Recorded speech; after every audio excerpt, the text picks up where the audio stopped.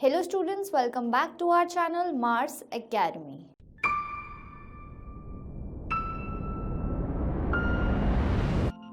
और आज की जो हमारी वीडियो है उसमें हम जो लास्ट टाइम जो हमने इंट्रोड्यूस किया था टॉपिक उसके बारे में पढ़ेंगे. That is need to resolve a conflict. Okay, need to resolve a conflict. Okay, so conflict की जब हम बात करते हैं, conflict is we can say when different opinions are clashed, when different personalities, different communities have different opinions and different ideologies, because of which their ideologies don't match and it can be a clash. Okay, so जैसे हमने माया नायडू की story में देखा था कि क्या हुआ था, बेसिकली जो वाइट्स थे और जो ब्लैक्स थे उन दोनों की आइडियोलॉजीज, उन दोनों की क्या थी, प्रॉब्लम्स हो रही थी आपस में, बिकॉज वाइट्स जो थे वो ब्लैक्स पे इम्पोज कर रहे थे चीज़ें और ब्लैक्स को ये लगा कि it's our right to fight back, right, it's our right to protest. But क्या हुआ, कॉन्फ्लिक्ट कभी कभी वायलेंस में भी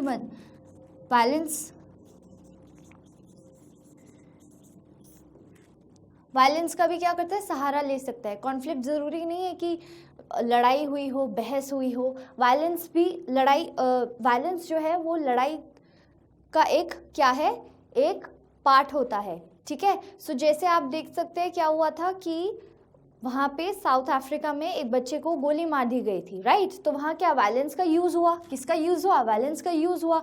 रोका जा सकता था, कैसे रोका जा सकता था, अगर गवर्नमेंट भी ब्लैक्स की बात को सुनती, उनके प्रोटेस्ट को क्या करती, उनके प्रोटेस्ट को इम्पोर्टेंस देती, उनसे ये चीज़ समझने की कोशिश करती कि उनको एक्चुअली में क्या क्या चीज़ें चाहिए और क्या क्या चीज़ें उन्हें किन किन चीज़ों से प्रॉब्लम है, राइट. सो अब जैसे हम बात कर रहे हैं नीड टू रिजॉल्व कॉन्फ्लिक्ट की. अब कॉन्फ्लिक्ट ना बहुत टाइप्स के होते हैं और बहुत रीजंस की वजह से होते हैं.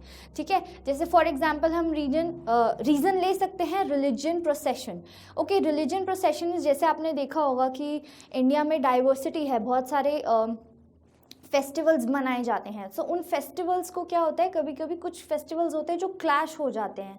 फॉर एग्जांपल फेस्टिवल्स क्लैश नहीं होते, बट हम ये कह सकते हैं कि जो उनका सेलिब्रेट करने का तरीका है, मे बी हो सकता है क्योंकि सब डिफरेंट कम्युनिटीज़ से है, डिफरेंट कम्युनिटीज़ को बिलोंग करते हैं, डिफरेंट सेक्शंस है, क्लासेस है, तो ज़रूरी नहीं है कि आपकी सेलिब्रेशन दूसरों के लिए सेलिब्रेशन हो.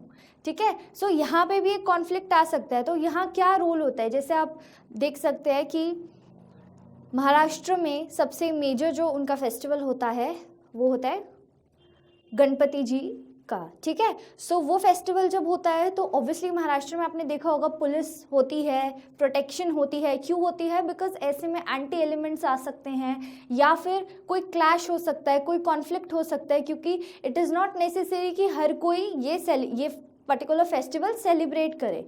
ठीक है, सो सबसे इम्पॉर्टेंट नीड क्या होती है कि हमें पुलिस एंड गवर्नमेंट दोनों को क्या करना चाहिए, उनको कॉन्फ्लिक्ट ना हो, इसलिए क्या करना चाहिए, उनको मेक श्योर करना चाहिए कि सब पीसफुली निकल जाए और जो भी कुछ लॉ एंड ऑर्डर्स उस टाइम पे बनाने वाले हैं या कुछ भी ऑर्डर्स आपको निकालने हैं तो वो उस टाइम निकाल सके. सेकेंडली, आप अपनी बुक में देखेंगे तो यहाँ पे आपको पता चलेगा rivers too can become a source of conflict. ठीक है, अब आपने देखा होगा कि इंडिया में बहुत सारी रिवर्स स्टार्ट होती हैं किसी और स्टेट से, बहती किसी और स्टेट में है और जाके वो किसी और स्टेट के होते हुए थ्रू वो ओशन में चली जाती हैं. ठीक है, सो यहाँ पे क्या है कि क्या हुआ, स्टार्टिंग पॉइंट रिवर का ये है, बहुत सारी बीच में स्टेट्स है और एंडिंग पॉइंट ये है. तो यूजुअली इसमें क्या होता है, जब रिवर फ्लो करती है तो बहुत सारे चांसेस होते हैं किस चीज़ के, कि स्टेट्स में आपस में कॉन्फ्लिक्ट हो, क्या हो, कॉन्फ्लिक्ट हो. ठीक है, यहाँ पे एग्जाम्पल आपकी बुक में दिया हुआ है कर्नाटका का एंड तमिलनाडु का, जहाँ पे कावेरी नदी जो है दोनों स्टेट्स में बहती हैं और दोनों ही स्टेट्स में डैम है, बट प्रॉब्लम क्या है कि अगर एक डैम ज़्यादा पानी रिजर्व कर लेगा तो दूसरी स्टेट के लिए प्रॉब्लम हो जाएगी क्योंकि उनके पास पानी नहीं होगा। सिमिलरली आपने देखा होगा हरियाणा, दिल्ली, पंजाब, हरियाणा स्टेट्स में भी कॉन्फ्लिक्ट रहता है बिकॉज ऑफ रिवर, ठीक है। सो ये ऐसे ऐसे प्रॉब्लम्स होते हैं जहाँ पे क्या है, कॉन्फ्लिक्ट्स होने के चांसेस है। Other than religion, ideology conflicts हमारे क्या हो सकते हैं, नेचुरल रिसोर्सेज को भी कंज्यूम करने के लिए कॉन्फ्लिक्ट्स हो सकते हैं। तो यहाँ पे गवर्नमेंट को मेक श्योर करना चाहिए कि दोनों स्टेट्स को बराबर का पानी, बराबर कंजम्पशन पानी जो है कंज्यूम करने के लिए मिले, और ताकि किसी भी स्टेट को कोई प्रॉब्लम ना हो। ओके, एंड अब जब हमने बात करी है इसकी कॉन्फ्लिक्ट की, तो सबसे इम्पॉर्टेंट क्या है, नीड क्या है रिजॉल्व करने की, हमें क्यों चाहिए, हमें क्यों नीड है रिजॉल्व करने की। बिकॉज अगर कॉन्फ्लिक्ट्स बढ़ते गए तो वायलेंस, एंटी सोशल एलिमेंट्स, ये सब चीज़ें उन कॉन्फ्लिक्ट्स का फ़ायदा उठाते हैं। क्या करते हैं, फ़ायदा उठाते हैं।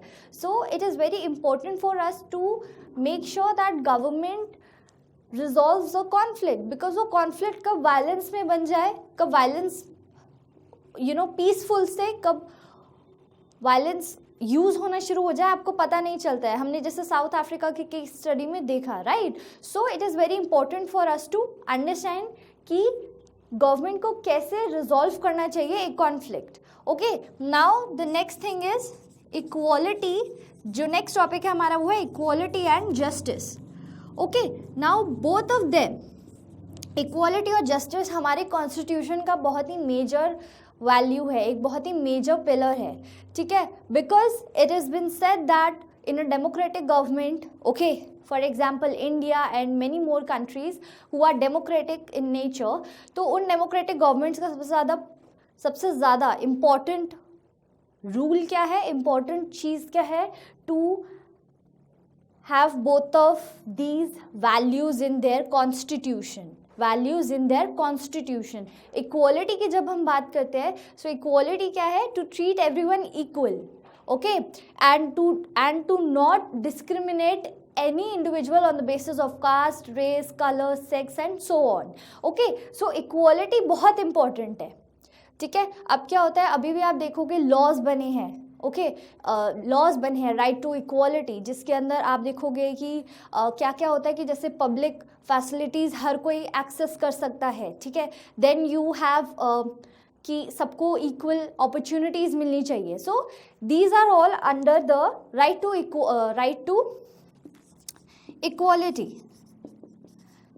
ओके, ये है तो सही, but do you feel that still there is some kind of discrimination going on in our country, right? So उसे कर्व करने के लिए क्या करा गवर्नमेंट ने, डिसाइड किया, ओके, लॉज हो गए और हमारे प्रोग्राम्स हो गए, जिनके थ्रू प्रोग्राम्स हो गए, स्कीम्स हो गई, जिनके थ्रू हम कह सकते हैं कि yes government is trying to curb this problem.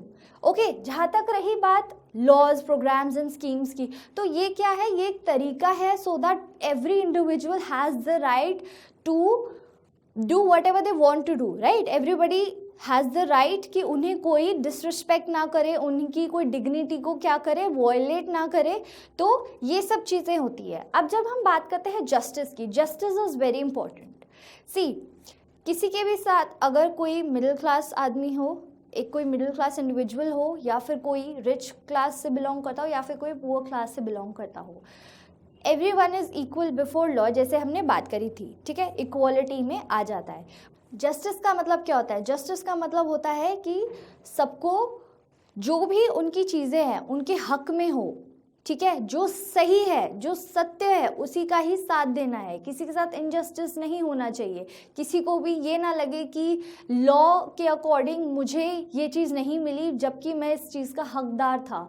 तो अगेन हमारा क्या है, प्रोग्राम, लॉज और स्कीम्स में इक्वालिटी और जस्टिस आ जाता है। तो इसी के साथ हमारा ये चैप्टर कंप्लीट होता है। बट बच्चों, मेक श्योर दैट जब आप हमारी सारी वीडियोस देखें, सबको देखें ज़रूर, एनसीईआरटी को भी फॉलो करें, और आपको बहुत सारे डाउट्स जो भी आपके होंगे या जो आपको चीज़ें नहीं समझ आएंगी वो बहुत जल्दी क्लियर हो जाएंगी। Thank you. इस क्लास की पूरी सिलेबस की वीडियोस को देखने के लिए सब्सक्राइब करें हमारे चैनल को और साथ ही बेल आइकन प्रेस करें।